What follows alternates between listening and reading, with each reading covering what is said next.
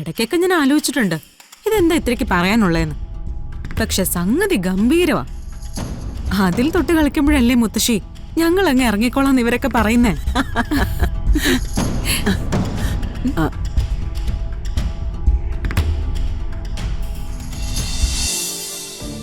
ഇവരല്ലല്ലോ ഇവിടുത്തെ കാര്യങ്ങൾ തീരുമാനിക്കുന്നേ. ഇല്ലമ്മേ, ഇനി മാറി ചിന്തിക്കാൻ എന്നെ കൊണ്ട് പറ്റില്ല. ഇവിടെ തിരുത്താൻ എന്നെ കൊണ്ട് പറ്റില്ലല്ലോ.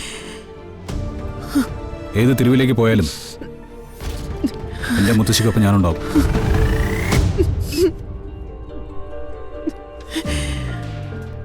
മോനെ, ഇല്ല മുത്തശ്ശി, മുത്തശ്ശിക്ക് ഒരപമാനം വരില്ല. പൊന്നുപോലെ ഞാൻ നോക്കും, അതിനി തെരുവിലായ പോലും.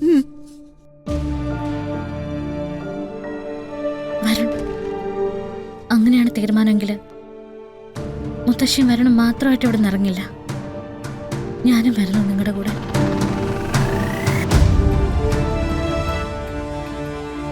ഒരു 10 മിനിറ്റ് ഞാൻ എൻ്റെ ഡ്രസ്സോട് എടുത്തിട്ട് വരാം. മോളെ, എന്തൊക്കെയാണ് ഇവിടെ നടക്കുന്നേ? ഇറങ്ങുമ്പോഴേ എല്ലാവരും കൂടി ഇറങ്ങാൻ തീരുമാനിച്ചത് നന്നായി. ഒരു 10 മിനിറ്റ് അല്ലേ ഉള്ളൂ, അതിനുള്ളിൽ ഇറങ്ങിക്കൊള്ളണം. അല്ലാതെ തീരുമാനം മാറ്റിയെന്നും പറഞ്ഞ് പിന്നെ ഇവിടെ കണ്ടുപോകരുത്. വടിമോളെ, ദേ ഞങ്ങളെ ഉമ്മറത്തുണ്ടാവും. 3 പേരും വീട് വിട്ട് ഇറങ്ങിപ്പോകുന്നത് കണ്ടിട്ടേ ഞങ്ങൾ തിരിച്ചു പോവും.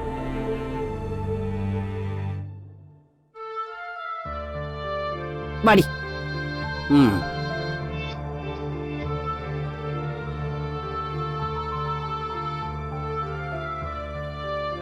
മോളെ,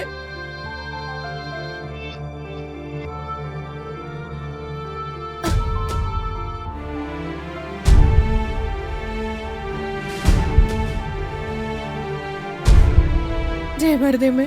സാരമില്ല മോളെ, ഇതൊന്നും വലിയ കാര്യാക്കണ്ട.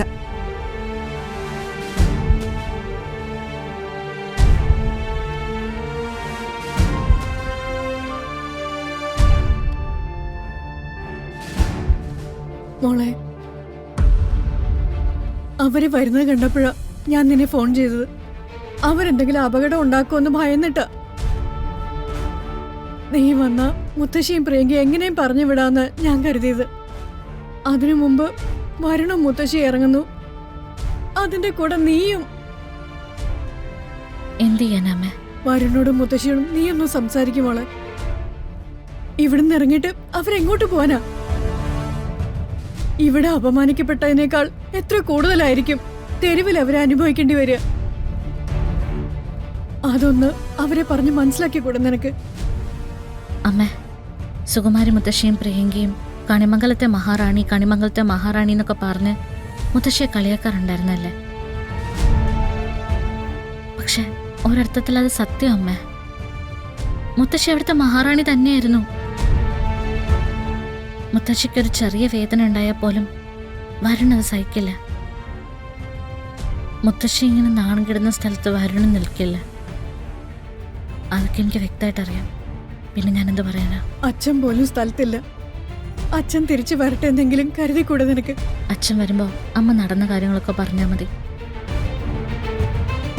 മുത്തശ്ശിയും പ്രിയങ്കയ്ക്ക് ജയിക്കാൻ തീരുമാനിച്ചവരല്ലേ, അവർ ജയിച്ചോണ്ടേയിരിക്കും. ദൈവങ്ങൾ പോലും ചില ദുഷ്ടന്മാരുടെ മുന്നിൽ തോറ്റുപോകാറല്ലേ? അതിലൊന്നും കാര്യമില്ല.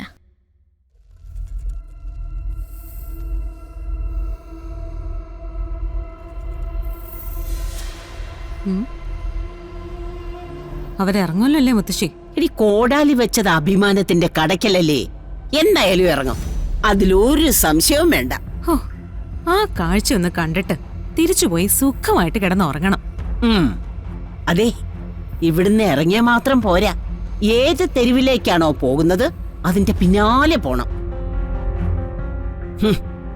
നാണം കെടുത്താവുന്നതിന്റെ പരമാവധി നാണം കെടുത്തണം. മനസ്സിലായോ നിനക്ക്?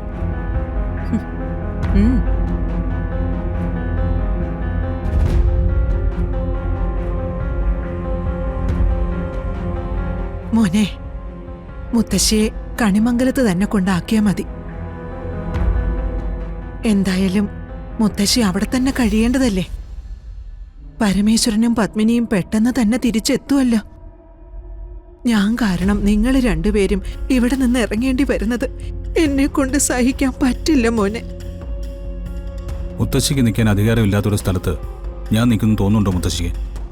ഇല്ലടാ, നിന്നെ മുത്തശ്ശിക്ക് നന്നായിട്ടറിയാം, രാധികയെ അറിയാം. നമുക്ക് ജീവിതത്തിൽ ഒരു വാശി വേണം. പക്ഷെ വാശി കാണിക്കുന്നതിന് ചില നിയന്ത്രണങ്ങളൊക്കെ ഉണ്ട്. ഇപ്പതാ കൈവിട്ടു പോയ ജീവിതം പതുക്കെ പതുക്കെ നിങ്ങൾ തിരിച്ചു പിടിക്കുക. അതിന്റെ തുടക്കമായിട്ടേ ഉള്ളൂ. അത് മുളയിലേ നുള്ളാൻ വേണ്ടിയാ അവര് വന്നത്. അതിന് നിങ്ങൾ കീഴടങ്ങി കൊടുത്ത മുത്തശ്ശിക്കത് സഹിക്കാൻ പറ്റുമോ മോനെ? നിങ്ങൾ തോറ്റാ പിന്നെ മുത്തശ്ശി ജീവിച്ചിരുന്നിട്ട് എന്താ കാര്യം? മുത്തശ്ശി എന്തൊക്കെ പറഞ്ഞാലും ശരി, മുത്തശ്ശി ഇല്ലാത്തൊരിടത്ത് ഞാൻ നിൽക്കില്ല. പിന്നെ രാധികയുടെ കാര്യം, അയാളോട് നമുക്ക് ഒന്നുകൂടെ ഒന്ന് സംസാരിച്ച് നോക്കാം മുത്തശ്ശി. അച്ഛൻ്റെയും അമ്മയുടെയും കൂടെ നിൽക്കുകയാണെങ്കിൽ അയാൾ നിൽക്കട്ടെ. സുകുമാരിയുടെയും പ്രിയങ്കയുടെയും കണക്കിൽ അവരെ എതിർത്തവരൊക്കെ തെറ്റുകാരാ. അവരെ എതിർത്തവരൊക്കെ ശിക്ഷിക്കപ്പെടേണ്ടവരാ. ഇനിയിപ്പൊ എന്ത് ചെയ്യാനാ? ദൈവം കയറി ഒരു വര വരച്ച് കളഞ്ഞാ അതിൽ കാലുവെച്ച് നടന്നല്ലേ പറ്റൂ. ചാകുന്നതിനു മുമ്പ് മുത്തശ്ശിക്കിങ്ങനെ ഒരുപാട് കാഴ്ചകൾ കാണാനുണ്ടാവും.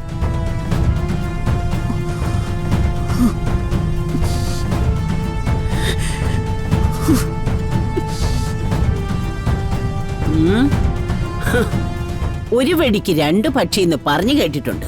പക്ഷേ ഇതിപ്പോ പെടഞ്ഞു വീണത് 3 എണ്ണവാ.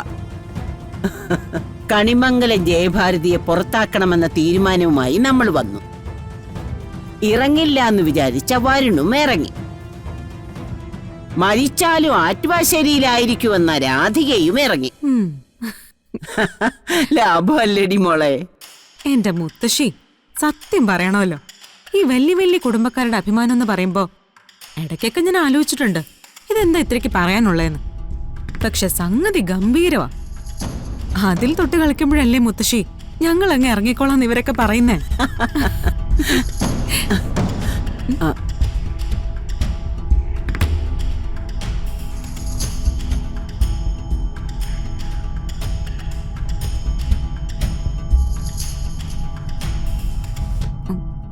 മുത്തശ്ശി, കുഴപ്പമായല്ലോ.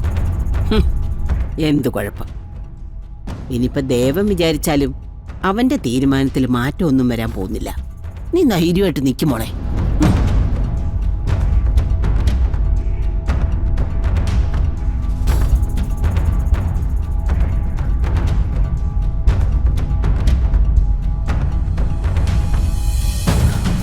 എപ്പോ വന്നു രണ്ടുപേരും?